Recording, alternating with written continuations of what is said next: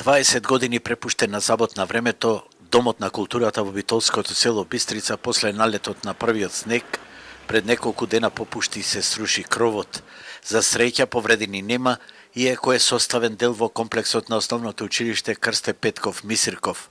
Денеска реагираа бистричани, лути на претходната и на оваа власт што се дозволило овој објект вака да пропаѓа и да представува опасност за учениците. Сега кога падна снегот, после тоа отежна и пред 2-3 дена падна чатијата.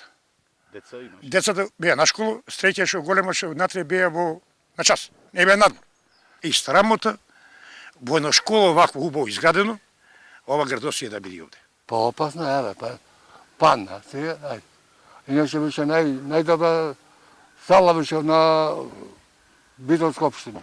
Пред година имаве, заверено во архивата и во општина и во штаба на СДС.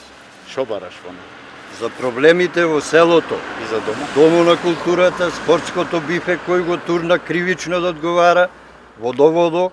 Домот е во надлежност на Министерството за образование, а директорот во неколку наврати побарал да се интервенира. Сега, иако со задоцнување, ќе добие поддршка од општината за негова санација. Во понеделник имаме договорена екипа со помош на комуналец да го санира кровот и остатоците кои за да биде безбедно местото и спрема временските услови ќе почне да се санира целиот дом во дослуг со Министерството и општината. Денеска не изостана ниту партиски препокувања.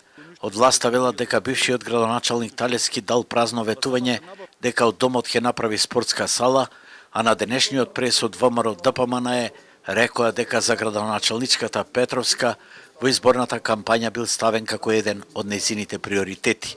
Сепак во овој случај никој не настрада, а генералната слика е дека во речиси сите битолски села вакви објекти се заборавени и препуштени на забот на времето.